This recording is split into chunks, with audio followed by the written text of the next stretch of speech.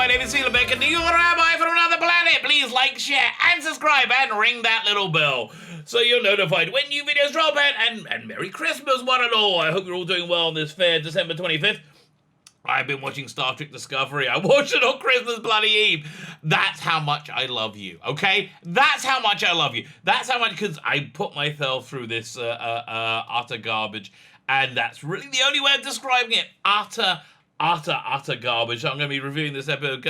I've watched it so you don't have to. I'm going to take you through the obscenities that they heaped upon us once again this week. I want to say us, I mean Star Trek fans. Before we do that though, could you send me a little Christmas present and hit the like button? Maybe hit the share button, but certainly hit that subscribe button. Hit the subscribe button. That will be fan-dabby double dozy. I'm nearly up to, 20, 30 subscribers? If you get me up to 2100, that'll be fantastic. If you subscribe to my channel, of course, you can enter my weekly competitions. The prize this week is a pretty darn good one, if I may say so myself, which I'm supposed to be giving away on Saturday or Sunday. I'm not sure when, but here's the prize. It is the Rabbi from Another Planet. And I want to be clear, branding's important. That's why I put my name in freaking everything. The Rabbi from Another Planet's Christmas stocking. The Rabbi from Another Christmas stocking. Each day, I'm adding a new item into the Christmas stocking, and one person wins this bonanza of all this stuff. The first thing is Quantum of Solace, James Bond movie on Blu-ray. We have more James Bondy fare. James Bond Legends. It's like a kind of fun James Bondy shoot 'em up. Listen, it's not good. This is not winning any awards as best game ever. But you get to be James Bond and shoot things, which I like. Star Trek J.J. Abrams version. I like this game. People just rank on it. I liked it a lot. You got Red Dwarf, Back to Earth. That's in the stocking on DVD. We have this book. The Nth Doctor, outlining all the Doctor Who movies that were never made. Quite interesting enough. We got this Highlander book on tape. Highlander, there can be only one, apart from this other one. Agent Paul. This story is called Kurgan Rising. And we got another full cast audio drama this time. That's Countermeasures. It's the Movellan Manoever. We have a Judge Dredd graphic novel. Judge Dredd. Justice 1. Judge Dredd Justice 1. Kind of a fun sci-fi tale in the dystopian Judge Dredd feature. And I'm adding in today yet another one. Well, I've got to make sure the disc is in here, otherwise I can't add this in. Oh, if not, I can add something else in. Yes, the disc is in here, thank goodness. Dark Shadows. Ooh, Dark Shadows. Kingdom of the Dead, Part 1. It was given to me as a freebie. Supposed to be quite, who's in this? It's got quite good. David Selby, Laura Parker, and Kathleen Scott. It's all the Dark Shadowsy people. If you like Dark Shadows, you'll probably like that. All you need to do, win it. Subscribe to the channel. Subscribe in the comments. Leave the hashtag Merry Christmas, one and all. Merry Christmas, one and all. And that's it. That echoes my my sentiments to you. Go check the video notes. All the information you need to win it is there. Also in the video notes, you have my Indiegogo. You know the drill. You get one of these four. What's it? I got my hand. See, I said no drill, and I got my hand on the way. You get one of these 4 art cards if you join the email list and you make any purchase. If you're not planning to make a purchase, join the email list anyway. Do me a solid, that'd be nice. And if you get both graphic novels, you get all 4 cards anyway. So I'm going to throw in a 5th chaser one. So go check out the video notes. Do me that solid. That'd be freaking awesome. You know what's not freaking awesome? You know what's not freaking awesome? Star Trek Discovery. Star Trek Discovery is utter hot garbage. So we start off. We got the recap, and it's 2 minutes long. I first start off. I see the episode's 55 minutes long. I'm like, oy vey, really? 55 minutes? Oh, no, not good. So the recap, 2 minutes of pure hell. 2 minutes to remind me of everything I hate about this piece of crap TV show. So then we open up, we're at this. It was quite a nice effect shot, by the way. We open up, we see the Discovery fly through space towards them. We zoom in on one of the windows. Doesn't really stick the landing, but it's not bad. And we zoom in and they're having a party. I think this is still the wake for Juju, who everybody hated and now is crying that she's gone. So at the party we have all the characters that I don't like and I'm not interested in. We pan across. There's crazy red-headed woman and crazy red-headed woman pilot with weird eye. and a crazy red-headed woman who's developed an eating disorder. More about that later, Tilly. We have Dr. Gay. We have Miss Trans. We have Black Chick. And, of course, everybody, like, all the minorities clumped together. So we have the LGBTQ ghetto. So we got Stamets hanging out with Miss Trans, Adira. And now the worst character ever, the worst character ever comes back. Grey comes back, this 12-year-old kid with purple hair who's had this, like, massive love affair with Adira. I'm like, honestly, you freaking idiots! Like, what? Do you have no conception what love is? No, obviously they don't. He's back, and Stamets is all like, well, I can't see him, but he's like, I want to give you a piece of my mind. And boy, this kid, not a good actor. Not a good actor. My God, who did? I mean, listen, I assume he gives a reasonably good blowjob to some, like, sick Hollywood executive, which is how he got the job. But other than that, acting talent, not so much. Not so much.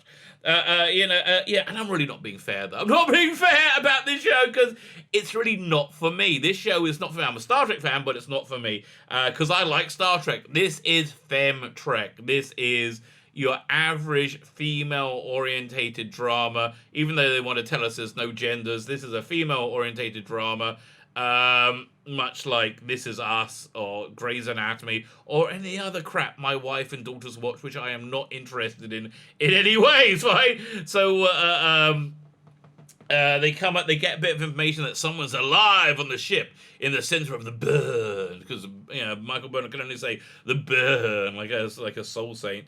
And it turns out, it's another Kelpian. So apparently, Saru works out straight away, oh, it's the baby. Like, what? So when you saw the Kelpian a few weeks a week or two ago, she had like these marks on her face, and Tilly was like, well, that must be the radiation that has been affecting her. No, apparently those marks on her face mean that she's pregnant. That's what. And why are you keeping that quiet? Why is that privileged information, Saru? Who knows? Who cares? Doesn't matter. So the reason he kept it quiet is so he could have a semi-dramatic moment at the end of the scene, right? He said, it's a baby. So, a bit of a weird bit of vital information to keep yourself, but never mind. So Discovery jumps there. Did the Admiral okay that? No, and they try and get through, but it's too... the space is too rough and choppy, even for the overachieving, stunning, and brave crew of Discovery. So Book leaps out in his crappy little wing ship and finds the location before being overcome by the radiation and putting himself on autopilot to get back.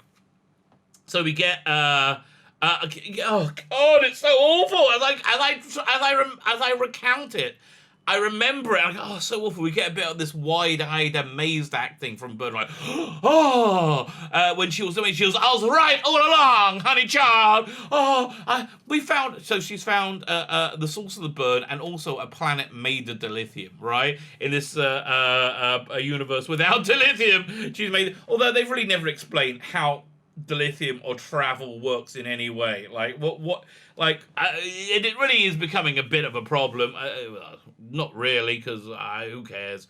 I know why is she amazed she's right? Because of course she's right. She's the bestest ever. That's who she is.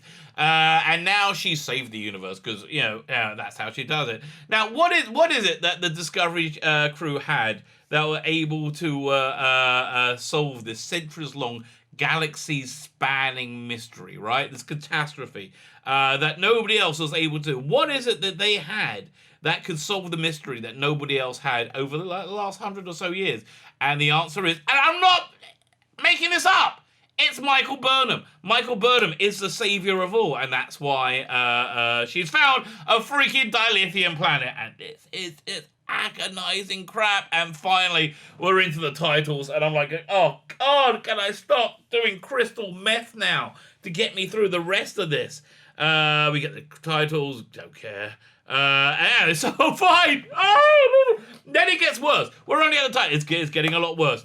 Saru plans to lead the away team to find this Kelpian kid, and so of course he puts the most qualified person in charge, Ensign Tilly, his number one. Ensign Tilly is in charge of the most valuable ship in the freaking universe, and Admiral Arsehole is okay with this somehow. It's like, well, okay, Burnham says she's good, she must be good. So Tilly, is the completely unqualified first officer, gets all the information she needs to captain the most valuable military asset in existence. I mean, oh God, it's so stupid, it annoys me. And of course, the information she gets to be a great, stunning, and brave captain comes from Mikey Burnham, Mikey Spot, of course. Then she says, I wish I was making this up. I wish this was just parody. She says there's a little like bump, a spur on the handrest of the chair, and you could rub your thumb over it when you get in trouble. And that's it, right? That is it. That's all the command training she has. Okay, not all the command training she has. In season 1, they turn the lights off and on one time when they're running down the corridor of Discovery, and she was running faster than like these Asian guys with no body fat whatsoever. So really, and that's everything. That's all the information she's given. Now that really wouldn't be helpful to a competent officer, let alone Tilly, the least competent officer in Starfleet, who has clearly, and we're going to have to talk about this, has clearly developed some kind of horrible eating disorder since the end of the second season, because she is much, much fatter now. She's a good 20, 30 pounds, I think 30, 40 pounds heavier. Now, in real life, Mary Wiseman had a baby. That's cool. People have babies. People put on weight. That's all cool. Doesn't matter. In terms of the character, though, that sudden shift means that she's got some kind of eating disorder. That's the only way of really explaining it. Now, Mary Wiseman, I'm going to take a little side talk about this, has been spouting off in a recent interview about how she's making a stance against body shaming. And people pointing out that she is a little bit, rotund now.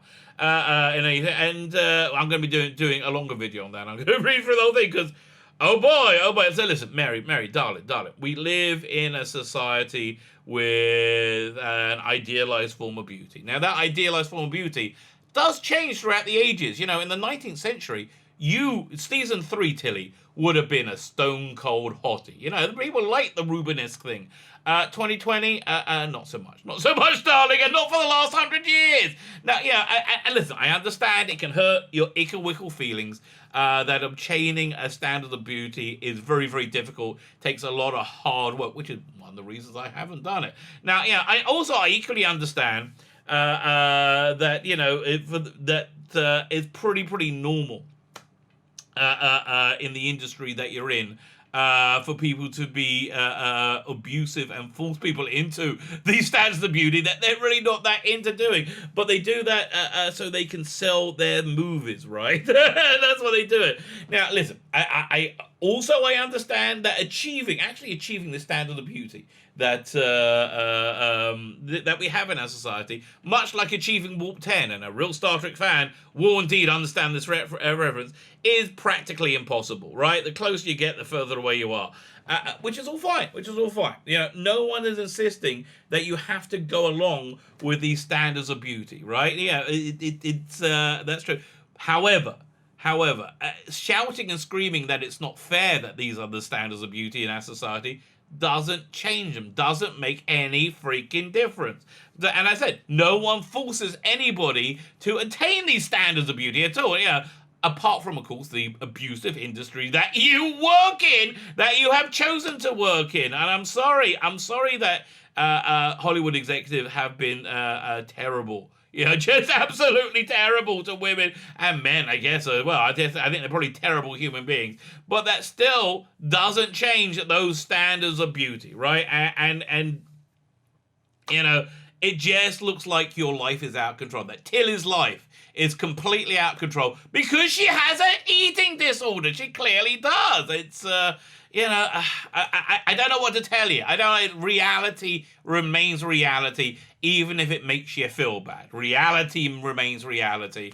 And I'm sorry that you don't like it and people point out that this doesn't look very Star Trek-y, having people who are fat and out of control in charge of Star Trek. That's not very Star Trek-y. Just the way it is. Okay? I'm sorry.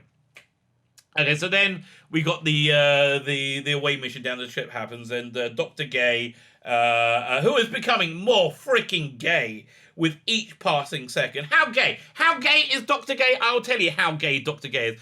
I recently adopted an absolutely gorgeous, teeny tiny little puppy. Who's like, well, 6 weeks old. Absolute teeny tiny. Woke me up this morning in bed, like little nose next to mine. Oh God, I love this puppy. This puppy is female. And she's too little even to have a bark. She can't even bark it because she's too small and too fragile, that little teeny tiny baby.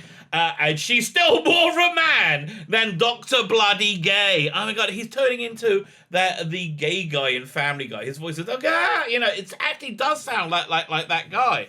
And it's fine if you're gay. It's fine if you're gay, but really, Dr. Gay, Wilson Cruz, do you need to be such a freaking pussy as well? Okay, so then we have Saru, Dr. Gay, and the bestest ever, Mikey Spock. And immediately upon beaming down, we are confronted with the absolutely moronic understanding of the pseudoscience of Star Trek that these completely unqualified writers have. One of the factors I think that always made this Star Trek unrecognizable to Star Trek in general is that science fiction really used to be the domain of nerds. Nerds used to have a reasonable understanding of science. They know understand it. Now that science fiction and genre in general has become more mainstream, the jocks have basically come and taken over with a jock's understanding of science. So that's where we are. So they all beam down, and as soon as they materialize, they realize they've changed. Dr. Gay is Bajoran. Saru is human. He's still a giant walking vagina. On the inside, obviously. And Burnham is a Trill. Now, my guess is, what's his name? Wanted to show his face on camera. Doug Jones. You're probably better with it under the makeup. But okay, whatever. Okay, so what goes on next is about a 25 agonizing minutes to explain this pap about why they're changed. And the answer is they're in a holodeck. They're in a holodeck, which has changed them. They're in this radiation planet, right?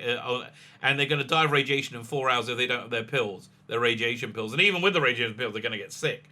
Even without the pill, even if they take the pills, they've only got like 4 or 5 hours to live there. Some crap, whatever it is.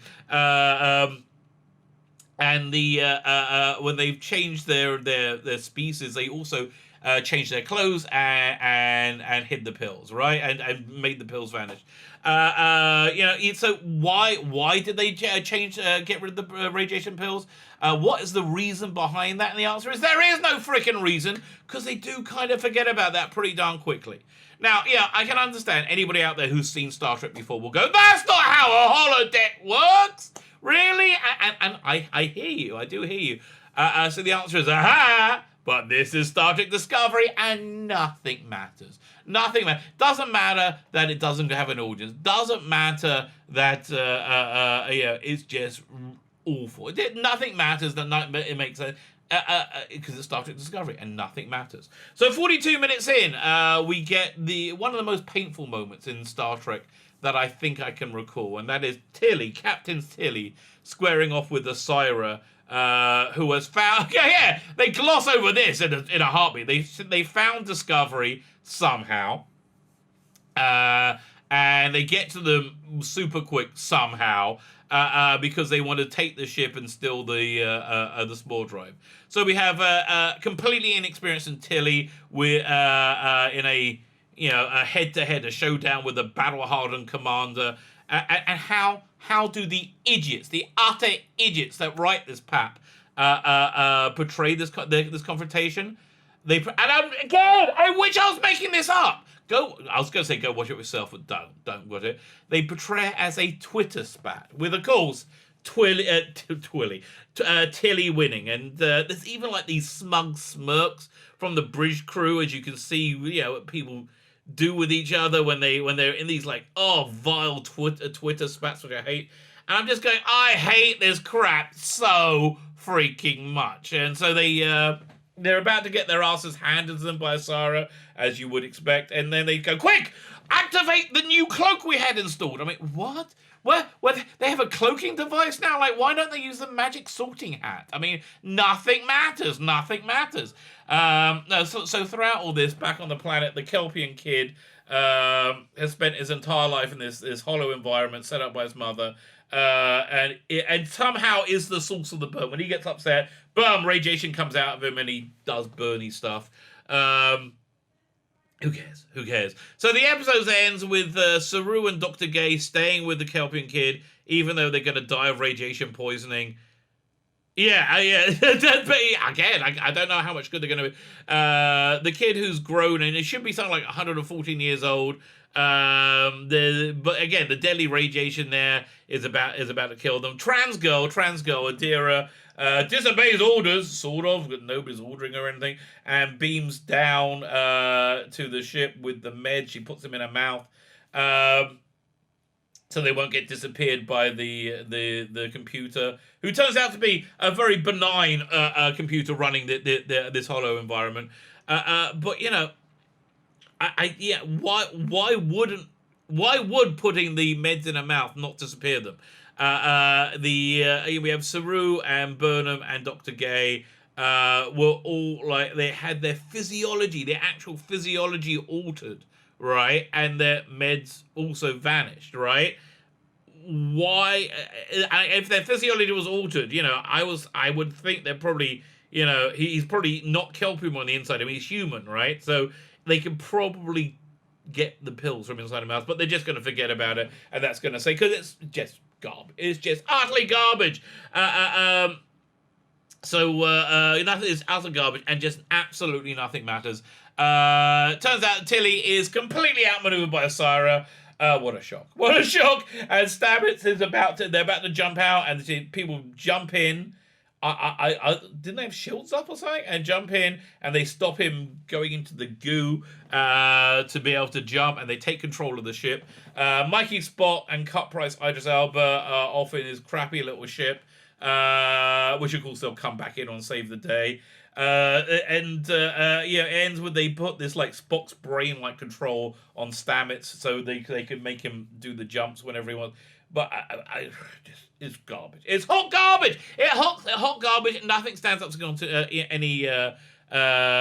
nothing stands up to, you know, being looked at in any detail whatsoever. The trailer for next week looks freaking awful. Oh yeah, so we end up with the Emerald Chain beaming into Discovery because they forgot to put the shields up, and taking everybody prisoner and taking control of the ship. So next week they can be stunning and brave and take the ship back. Oh God, I hate this. I just hate this show so much. The trailer for next week's looks absolutely awful, by the way. It's got every worst cliche and cringe you can imagine. You got Burnham and Tilly take the ship. You go like, let's do this. God, I can't stand it. I'm screaming. I'm screaming at the screen for Azira just to execute half the bloody ship. Just do that now. Show some control, do that, and start with Tilly. Start with her, cut her head off in front of everybody and eat it. That's what I would suggest. And if you're not gonna kill her, Asira, baby, if you're not gonna kill Tilly, can you do it to me so I don't have to see any more of this garbage? It is awful. It's absolutely awful. My name is Sheila Beckett, your Rabbi from another planet. Please like, share, and subscribe, and ring the little bell so you're notified when new videos drop.